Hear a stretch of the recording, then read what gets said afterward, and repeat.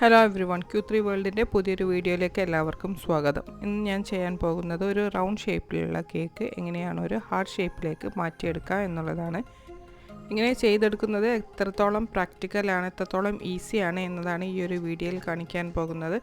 നമുക്ക് വളരെ ഈസി ആയിട്ട് തന്നെ കുറച്ചൊരു ട്രിക്ക് യൂസ് ചെയ്താൽ നമുക്ക് ചെയ്യാനായിട്ട് പറ്റും. അപ്പം ഞാൻ ഈ ഒരു റൗണ്ട് ഷേപ്പ് കേക്ക് കൊണ്ട് ഇങ്ങനെയാണ് കേക്ക് ഡെക്കറേറ്റ് ചെയ്തെടുത്തിട്ടുള്ളത്. ഇത് നല്ല കറക്റ്റ് ഹാർട്ട് ഷേപ്പിൽ തന്നെയുള്ള കേക്കായിട്ട് തന്നെയാണ് കിട്ടിയിട്ടുള്ളത്. അപ്പോൾ നമുക്കിതെങ്ങനെയാണ് ചെയ്യാൻ നോക്കാം. നന്നായിട്ട് ക്രം കോട്ട് ചെയ്ത ഒരു ബട്ടർസ്കോച്ച് കേക്കാണിത്. ജസ്റ്റ് ഒന്ന് സെൻട്രലായിട്ടൊരു മാർക്ക് ചെയ്ത് കൊടുക്കാം. കട്ട് ചെയ്യരുത്, ജസ്റ്റ് ഒന്ന് മാർക്ക് ചെയ്ത് കൊടുത്താൽ മാത്രം മതി. രണ്ട് സെൻട്രലായിട്ട് കറക്റ്റ് ഹാഫായിട്ടൊന്ന് ജസ്റ്റ് മാർക്ക് ചെയ്ത് കൊടുക്കാം.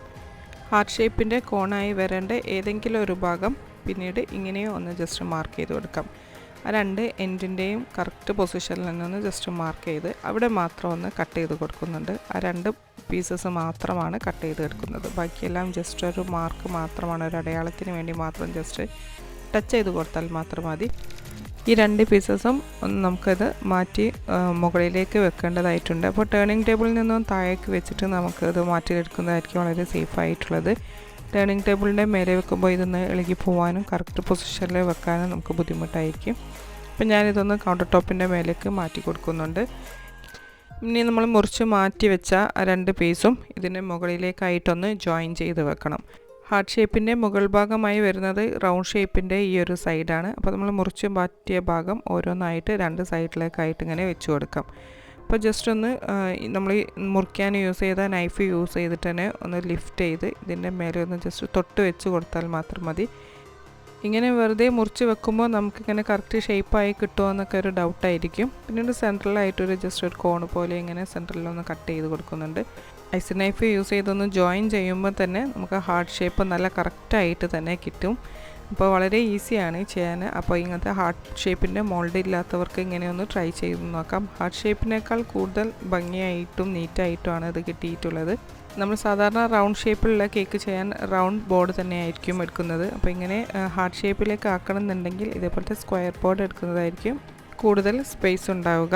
ഇപ്പോൾ ബോർഡൊക്കെ ഒന്ന് ക്ലീൻ ചെയ്ത് എടുത്തിട്ടുണ്ട്. ഇനി ഫൈനൽ കോട്ടിംഗ് ചെയ്യാൻ വേണ്ടി കുറച്ച് വിപ്പിംഗ് ക്രീം തന്നെ എടുത്തിട്ടുണ്ട്. ബട്ടർസ്കോച്ചിൻ്റെ തന്നെ ക്രീമാണ്. കേക്കിനെ ചുറ്റും ഇതേപോലെ ഒന്ന് പൈപ്പ് ചെയ്തെടുത്ത് കേക്കിൻ്റെ സൈഡിലും മുകളിലൊക്കെ ഒന്ന് ബാക്കിയുള്ള ക്രീം കൂടെ സ്പ്രെഡ് ചെയ്ത് കൊടുക്കാം.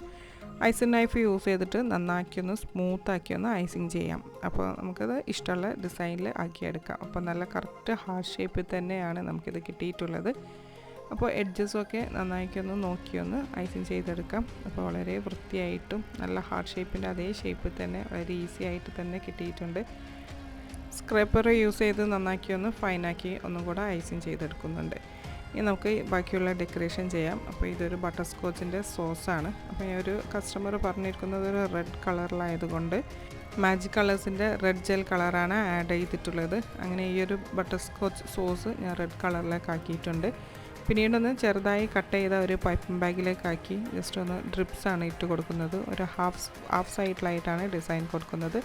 അപ്പോൾ ഒരു ഹാഫിലിങ്ങനെ ജസ്റ്റ് ഒരു ബോട്ടിൽ ലൈൻ വരച്ചത് കൊടുത്തതിന് ശേഷം സൈഡിലിങ്ങനെ ഡ്രിപ്സും കൊടുത്തിട്ടുണ്ട്. പിന്നീട് ഫില്ലിങ്ങിൽ ബാക്കിയുള്ള എല്ലാ സോസും ഇതിൻ്റെ ഫില്ലിങ്ങിലിങ്ങനെ സ്പ്രെഡ് ചെയ്ത് കൊടുത്ത് ജസ്റ്റ് ഐസിങ് നൈഫ് യൂസ് ചെയ്തൊന്ന് സ്പ്രെഡ് ചെയ്ത് കൊടുക്കുകയാണ്. കേക്കിൻ്റെ പകുതിയിൽ മാത്രമാണ് ഈ ഒരു ഡിസൈൻ വരുന്നത്. ബാക്കി പകുതിയിൽ നമ്മൾ പേര് എഴുതാൻ വേണ്ടിയിട്ട് ഗ്യാപ്പ് വെച്ചിരിക്കുകയാണ്.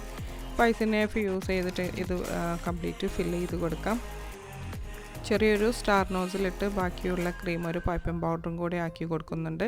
റെഡ് കളർ ഇല്ലാത്ത ബാക്കി സ്ഥലത്താണ് ഈ ഒരു പൈപ്പിംഗ് പൗഡർ കൊടുത്തിട്ടുള്ളത്.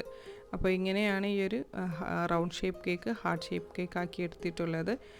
അപ്പോൾ ഹാർട്ട് ഷേപ്പിൻ്റെ മോൾഡില്ലാത്തവരും ഒട്ടും വിഷമിക്കേണ്ട. ഇതേപോലെ റൗണ്ട് ഷേപ്പിൽ കേക്ക് ഉണ്ടാക്കി ഈ ടെക്നിക്കൊന്ന് ചെയ്ത് നോക്കിയാൽ ഇഷ്ടമുള്ള ഫ്ലേവറിലും ഇഷ്ടമുള്ള ഡിസൈനിലും നിങ്ങൾക്കും ഹാർട്ട് ഷേപ്പിലുള്ള കേക്ക് ഉണ്ടാക്കിയെടുക്കാം. ഇപ്പോൾ രണ്ട് ചോക്ലേറ്റ് ഡെക്കറേഷനും ഫോണ്ടൻറ്റിൽ പേരും എഴുതി ഞാൻ ഈ കേക്ക് ഇവിടെ ഫിനിഷ് ചെയ്തെടുത്തിരിക്കുകയാണ്. ഈ ഒരു വീഡിയോ നിങ്ങൾക്ക് ഹെൽപ്ഫുള്ളായി എന്ന് വിചാരിക്കുന്നു. ഈ ബേക്കിംഗ് ഇഷ്ടപ്പെടുന്ന നിങ്ങളുടെ ഫ്രണ്ട്സിനെ ഇതൊക്കെ ഒന്ന് ഷെയർ ചെയ്ത് കൊടുക്കുക.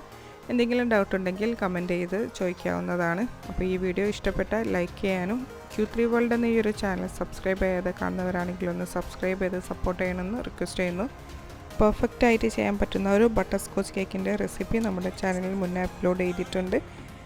അതിൻ്റെ ലിങ്ക് ഞാൻ ഡിസ്ക്രിപ്ഷൻ ബോക്സിൽ കൊടുക്കാം. എല്ലാവർക്കും ചെയ്യാൻ പറ്റുന്ന നല്ലൊരു വീഡിയോയുമായി വീണ്ടും കാണാം. Thank you for watching.